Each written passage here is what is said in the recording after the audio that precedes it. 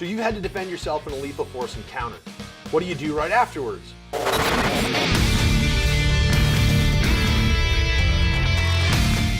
This is the art of defense.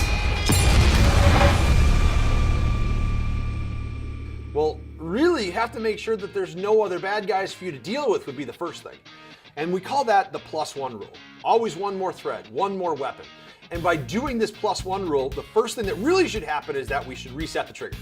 When I say reset the trigger, we do that because that gives us good discipline. We may need to engage that threat again. We don't know that they've been completely stopped. The next thing is called an assess. With the assess, I get to make sure there's nothing in my frontal immediate area that I need to engage as a threat. And finally, we engage in something called a 360-degree check. We're going to look all the way around us, 360 degrees, for three things: more threats, avenues of escape, someone that can help us. Why look for an avenue of escape? The one place in the world you'd probably rather not be at that moment is right there, which means you're looking for ways to escape that environment as quickly as possible. And with help, you want someone with the capability and obligation to provide you aid. Now, this could be uniformed law enforcement or security. It could also be people in positions of authority in places of business or capable family and friends. So now that we've done our reset, assess, and 360 check, we're going to move to a safe location. A safe location is any place that you control the access and there's no threats present. Now, that doesn't necessarily mean it has to be in a building. It could be inside your car. You can drive a little bit away. It could be that you go find a choke point somewhere outside. Again, any place where you can deny somebody access to the area because you control the space is a safe location for you.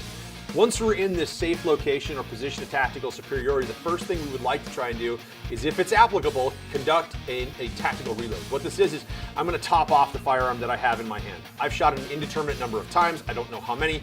I don't want to have to do an emergency reload if suddenly I have to fight somebody again. I'd rather have a full magazine inside of the firearm, so I'm going to swap them out.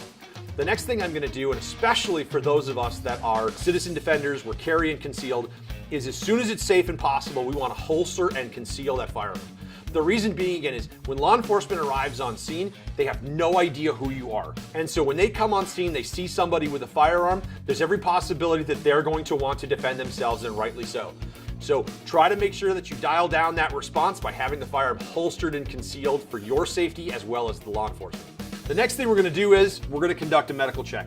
Why are we going to conduct a medical check? Because in that violent encounter, you may have been injured, and potentially seriously. And if you've been injured seriously, we need to start to do something to be able so that you don't pass out or worse. So we're going to look for blood. And when I look for blood, I don't mean a little bit of blood, I mean copious amounts of blood. And so face and head, then we're going to do torso, check for blood, rub the arms and legs, check for blood, and rub your back on something too and check that for blood, because maybe it's not bleeding a lot in the front, but it is in the back. And if you could do something about it, great. This is partially the reason why citizen defenders carrying firearms concealed should also always have with them a tourniquet. It saves lives. Make sure you have one. Now that we've finished our medical check, we're going to do something called square breathing. The reason why it's called square breathing is you're going to inhale for 4 seconds, hold for 4 seconds, exhale for 4 seconds, hold for 4 seconds, and you're going to do that 4 times. And the reason that we're going to do this is when we go under lethal force stress, our body releases a chemical cocktail called epinephrine. And that has both physical and mental effects on us. And one of the mental effects on us is it shuts down our ability to use the prefrontal cortex. That's the portion of the brain that allows you to think, rationalize, and speak clearly.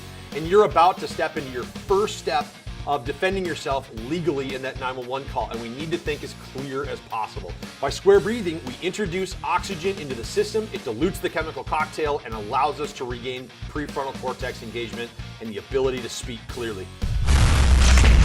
This has been The Art of Defense, brought to you by Viridian Weapon Technologies.